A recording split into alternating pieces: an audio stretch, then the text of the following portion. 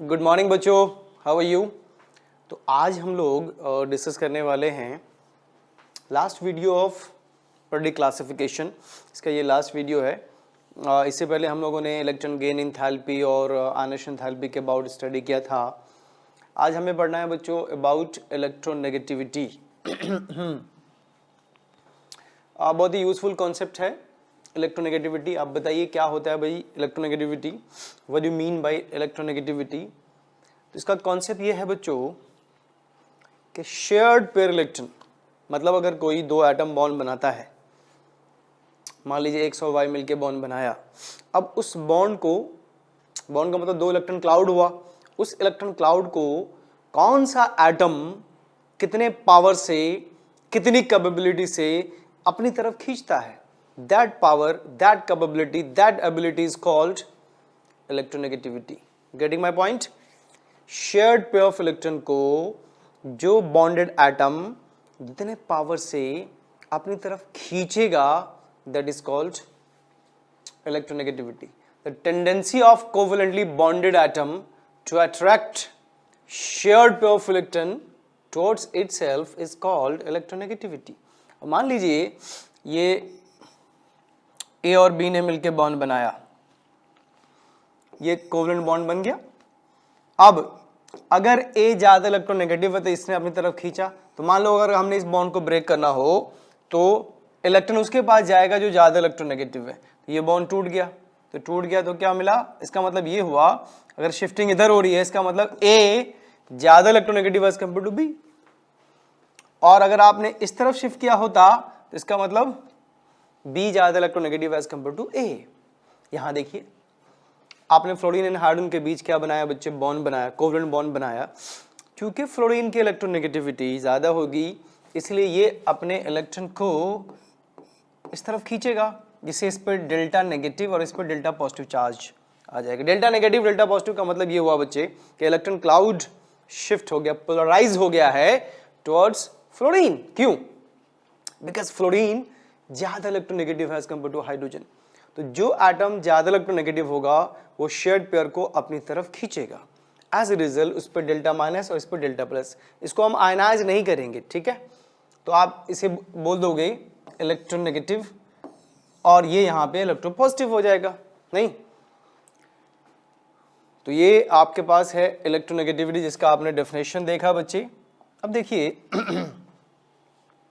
कहा गया अच्छा ये बताओ, इसमें कंफ्यूजन रहता है बच्चों को कि इलेक्ट्रॉन गेन एंथैल्पी और इलेक्ट्रोनेगेटिविटी में क्या बेसिक डिफरेंस है।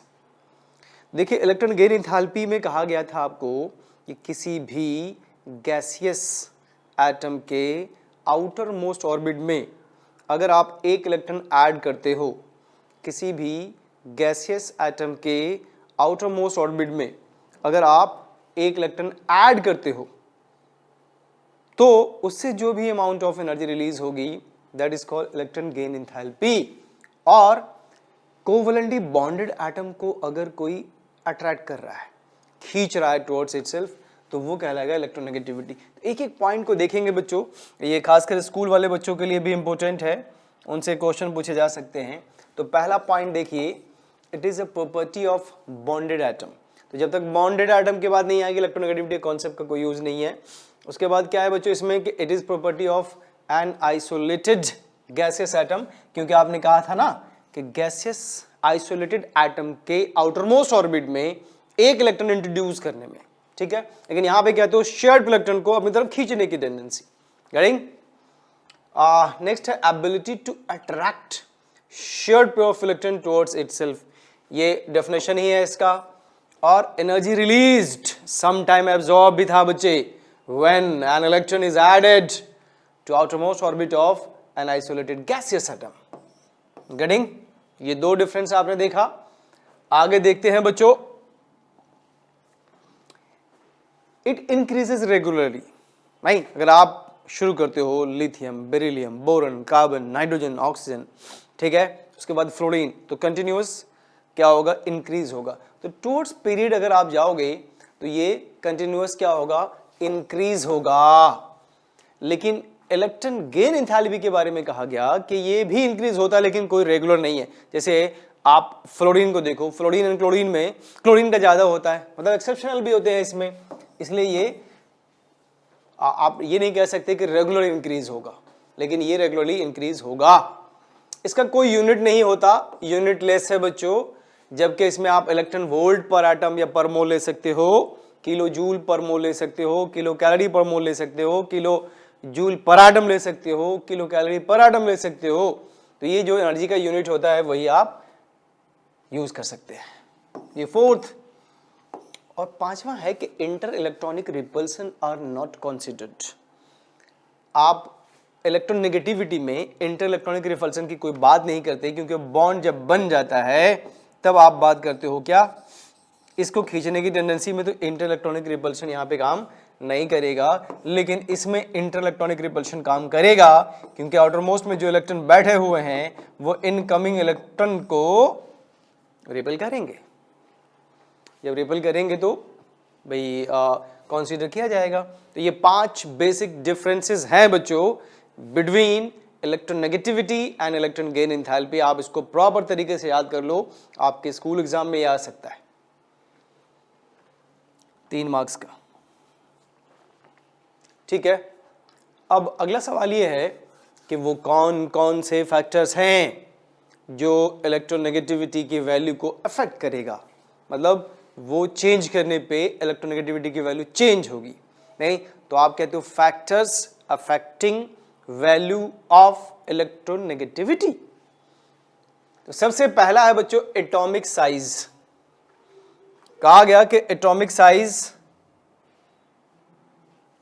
साइज इलेक्ट्रोनेगेटिविटी को अफेक्ट करेगा, और इसमें जो रिलेशन एस्टैब्लिश हुआ वो बच्चों ये कि electronegativity is inversely proportional to atomic size. अगर आप एटॉमिक साइज को बढ़ा दोगे तो इलेक्ट्रोनेगेटिविटी घट जाएगी। ठीक है, तो by increasing atomic size electronegativity decreases. क्यों क्यों क्यों क्यों क्यों बताइए क्यों?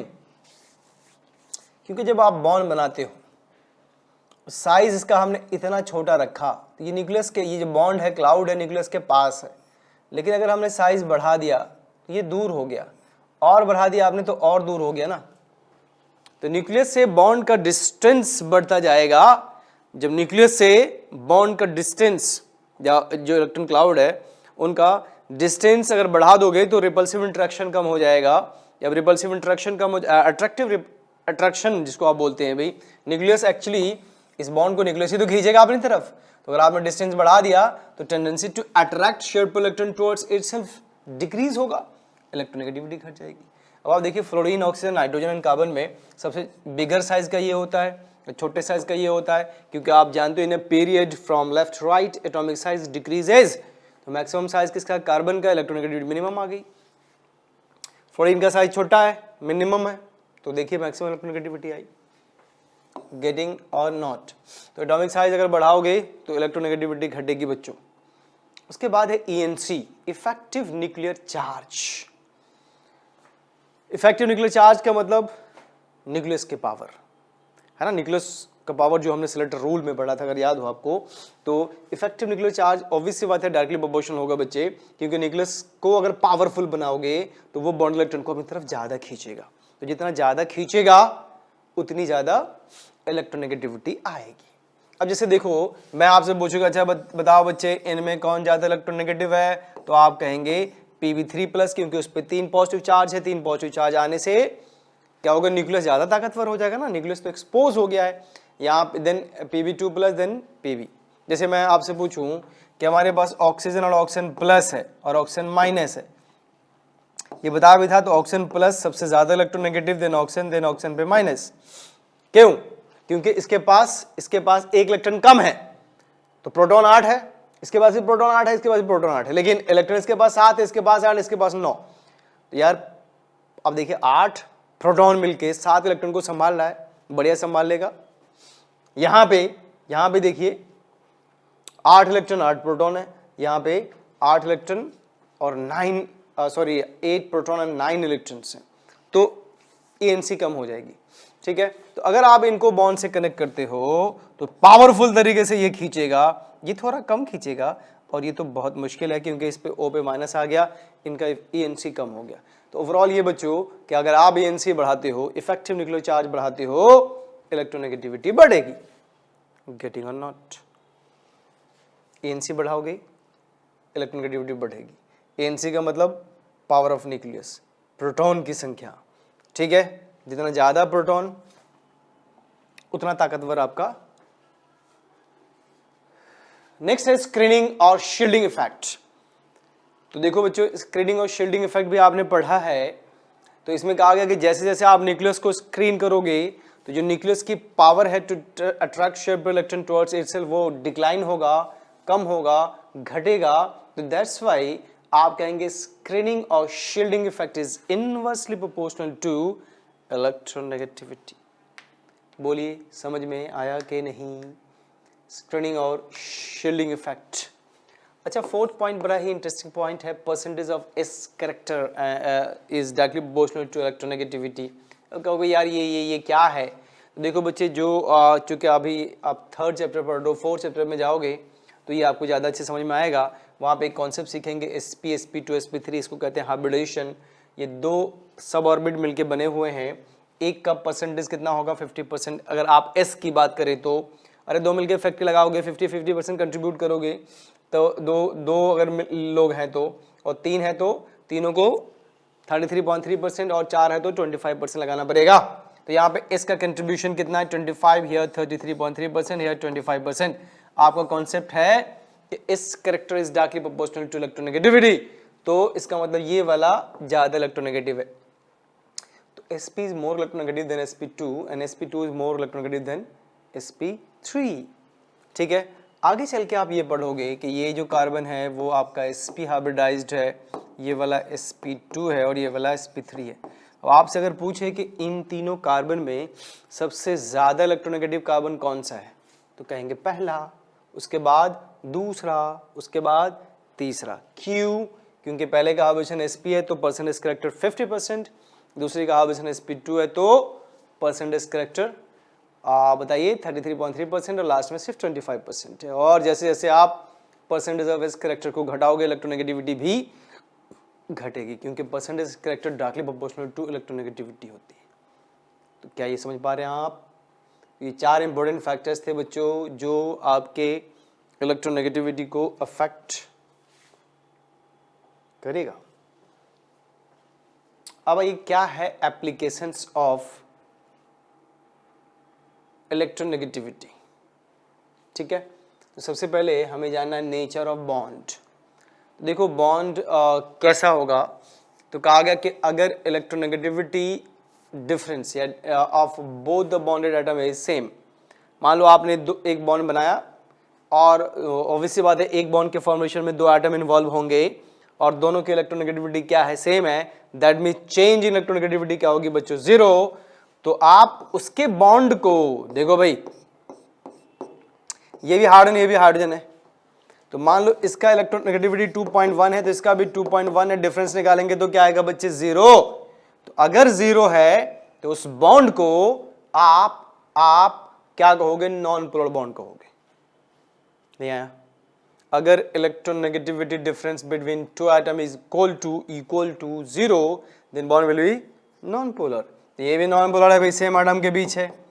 तो कोई भी दो सेम एटम के बीच अगर बॉन्ड बन रहा हो तो ऑब्वियस से बात है इलेक्ट्रोनेगेटिविटी डिफरेंस क्या आएगा, 0।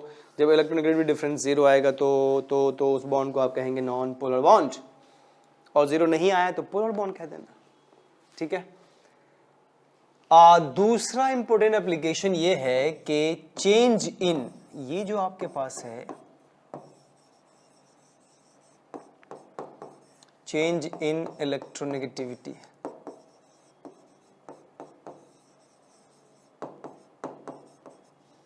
Change in electronegativity is directly proportional to ionic character. तो दो एटम के बीच इलेक्ट्रोनेगेटिविटी जितना ज्यादा बढ़ेगा, डिफरेंस जितना ज्यादा बढ़ेगा, वो आयनिक कैरेक्टर को क्या करेगा बच्चों, फेवर करेगा। देखा गया है कि 1.7 अगर आपके पास अप टू 1.7 है तो कोवलेंट, उसके बाद अगर जाओगे तो आयनिक बॉन्ड बनेगा। दैट मीन्स कि अगर आप electronegative difference between two atom increase कर रहे हो, उसकी पोलरिटी को बढ़ा रहे हो, और जब पोलरिटी बढ़ेगी तो उसमें आयनिक कैरेक्टर डेवलप होगा. तो that's why it is said कि electronegativity is directly proportional to ionic character और पोलरिटी ऑफ बॉन्ड. अब आइए बॉन्ड स्ट्रेंथ.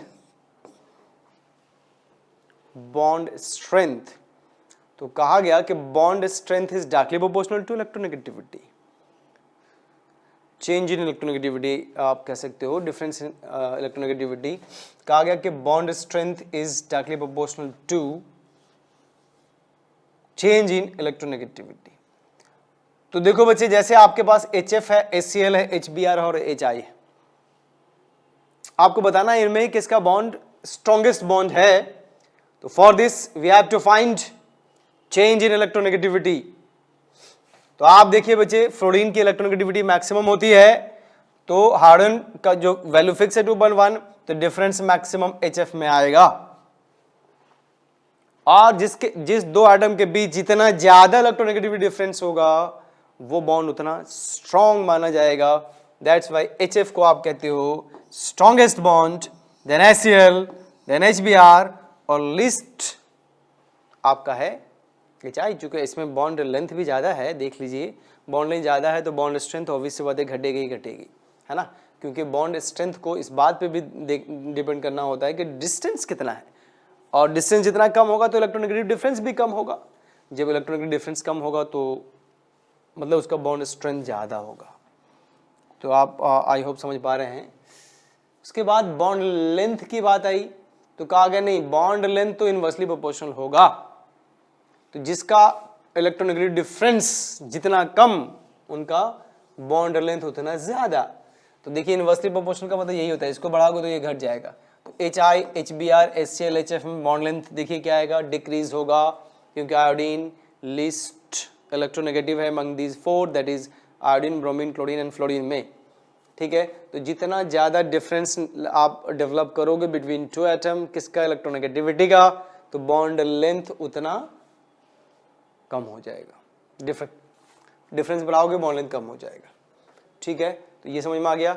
उसके बाद है नेचर ऑफ ऑक्साइड्स, ये भी इंपॉर्टेंट है बच्चों. नेचर ऑफ ऑक्साइड्स, इसमें दो इंपॉर्टेंट कॉन्सेप्ट बताया गया. Oxides of metal are basic in nature. ठीक है, oxides of metals are basic in nature. तो यहाँ पे देखिए सोडियम क्या है, मेटल है, कैल्शियम मेटल है, पोटेशियम मेटल है, और इसका आपने क्या बनाया, ऑक्साइड्स. अगर आप इसको पानी में डालोगे तो हाइड्रोक्साइड बन जाएगा, मतलब बेसिक हो जाएगा. तो that's why it is said कि oxides of metal are basic in nature, whereas oxides of non metals are acidic in nature. नहीं, जैसे सल्फर एक नॉन मेटल है बच्चों, इसका अगर ऑक्साइड बनाते हो तो SO3 बन गया. अब इसको पानी में घुला दो तो आपको H2SO4 मिल जाएगा. H2SO4 क्या होता है, एसिड होता है. तो दैट्स व्हाई आप कहते हो कि oxides of non metals are, बोलिए, acidic oxide, and oxides of metals are basic oxides. ठीक है, तो मेटल का ऑक्साइड एसिडिक होगा, बेसिक होगा, नॉन मेटल का ऑक्साइड एसिडिक होगा. In a period as electronegativity of central atom increases, acidic strength increases. ध्यान सुनिए, कहा गया कि in a period as electronegativity of central atom increases, acidic strength increases. As we know in a periodic table from left to right, है ना, left to right जाने पे size कम होता है, इलेक्ट्रोनेगेटिविटी बढ़ती है. ठीक है, तो अगर आपके पास sodium, magnesium, aluminium, silicon, phosphorus, sulphur and chlorine है तो आप कहेंगे कि sodium to chlorine electronegativity increase होगी. अब यहाँ पे कॉन्सेप्ट क्या है बच्चों कि सेंट्रल एटम की एसिडिक स्ट्रेंथ, गिवन कंपाउंड के एसिडिक स्ट्रेंथ इस बात पर डिपेंड करेगा कि सेंट्रल एटम की इलेक्ट्रोनेगेटिविटी कितनी ज़्यादा है. तो जितनी ज़्यादा होगी वो उतना ज़्यादा एसिडिक होगा, और जितनी कम होगी वो उतना कम एसिडिक होगा. ठीक है, तो इन्हें period as the electronegativity of central atom increases, acidic strength increases. देखिए सोडियम के बाद आप मैग्नीशियम जा रहे हो, उसके बाद aluminium, then silicon, then phosphorus, then sulphur, then chlorine. तो chlorine is the most electronegative element among these and sodium is the least. तो सोडियम का ऑक्साइड लीस्ट बेसिक हो गया ना, सॉरी एसिडिक हो गया ना. तो जितना कम एसिडिक होगा उतना ज्यादा बेसिक होगा. यहां देखिए ये तो metal oxide of non metal acidic होगा, और चूंकि इसकी इलेक्ट्रोनेगेटिविटी सबसे ज्यादा है इसीलिए इनकी एसिडिटी भी ज्यादा होगी. तो आप एसिडिक कैरेक्टर देख लो. तो मैंने आपको बताया था कि आप इसे एसिड क्यों बोलते हो. तो Cl2O7 को अगर पानी में डिसॉल्व करोगे तो आपको 2 एसिड मिलेगा, 2 मोल एसिड मिलेगा. इसको हम पर क्लोरिक एसिड कहते हैं, पर क्लोरिक एसिड. और SO3 को अगर पानी में डिसॉल्व करते हो तो आपको सल्फ्यूरिक एसिड मिलेगा. नहीं आया. Cl2O7 को वाटर में डिसॉल्व करेंगे तो आपको मिलेगा पर क्लोरिक एसिड, और SO3 को वाटर में डिसॉल्व करेंगे तो आपको मिलेगा सल्फ्यूरिक एसिड. तो याद क्या रखना है बच्चों कि ऑक्साइड्स अगर आपके पास है मेटल का या नॉन मेटल का, अगर आपके पास oxides of metal as well as non metal हो तो आप देखना कि सेंट्रल एटम की इलेक्ट्रोनेगेटिविटी किसकी ज़्यादा है. तो जिसके सेंट्रल एटम की इलेक्ट्रोनेगेटिविटी जितनी ज़्यादा होगी वो उतना ज़्यादा एसिडिक होगा. ठीक है. तो ये देखिए ऑर्डर आपको समझ में आ गया होगा बच्चे. अब ये बताइए एम्फोटेरिक ऑक्साइड क्या होता है. एसिडिक ऑक्साइड आपको समझ में आया, बेसिक ऑक्साइड भी समझ में आया. अगर हमसे पूछा जाए कि ये बताओ बच्चे कि एम्फोटेरिक ऑक्साइड किसे कहते हैं, तो वैसा ऑक्साइड जो एसिड और बेस दोनों से रिएक्शन करे या दोनों की तरह बिहेव करे. यही हुआ ना भाई. Amphoteric oxide those oxide which react with acid as well as base, मतलब ये खुद भी एसिड और बेस दोनों की तरह बिहेव करेगा तो आप उसे एम्फोटेरिक ऑक्साइड कहोगे. जैसे जिंक है, जिंक ऑक्साइड है, या लेड ऑक्साइड है, या एल्युमिनियम ऑक्साइड है, क्रोमियम ऑक्साइड है. ठीक है. और प्लम्बिक जो भी बोलते हो, और टिन ऑक्साइड है. तो दीज ऑक्साइड्स आर कॉल्ड, इनको आप कहते हैं एम्फोटेरिक ऑक्साइड. इसमें सबसे फेमस ये है आपका Al2O3. तो नेक्स्ट है बच्चों that is called neutral oxide. Neutral oxide का मतलब जो एसिड से भी रिएक्शन ना करे और बेस से भी रिएक्शन ना करे, हम उसे न्यूट्रल ऑक्साइड कहते हैं. बस आप इसका एग्जांपल याद रख लेना. ये पांचों आपके पास न्यूट्रल ऑक्साइड है. पहला इसको आप नाइट्रिक ऑक्साइड कहते हो. दूसरा बहुत ही फेमस है लाफिंग गैस कहलाता है, डाइनाइट्रोजन ऑक्साइड. तीसरा आपके पास है कार्बन मोनोऑक्साइड है. चौथा है वाटर, है ना. तो these are what neutral oxide. ये एसिड और बेस किसी को रिस्पॉन्ड नहीं करेगा, न एसिड से रिएक्शन करेगा न बेस से रिएक्शन करेगा. और अगर एम्फोटेरिक ऑक्साइड होता तो ये एसिड बेस दोनों से रिएक्शन करता, और अगर एसिडिक ऑक्साइड होता तो बेस से रिएक्शन करता, बेसिक ऑक्साइड होता तो एसिड से रिएक्शन करता. ठीक है. ये होता है भाई. नहीं तो फॉर योर काइंड इन्फॉर्मेशन ये था बच्चे ऑल अबाउट प्रोडक्ट क्लासिफिकेशन. हम लोगों ने आज फिनिश कर लिया. नेक्स्ट क्लास से हम लोग स्टार्ट करेंगे very very important chapter that is called chemical bonding. तो chemical bonding will start with next class. आप इसको रिवाइज कर लेना, अच्छे से नोट बना लेना और बार बार पढ़िए. ठीक है. तब तक के लिए बाय. अपना ख्याल रखना बच्चे और अपने पेरेंट्स का भी.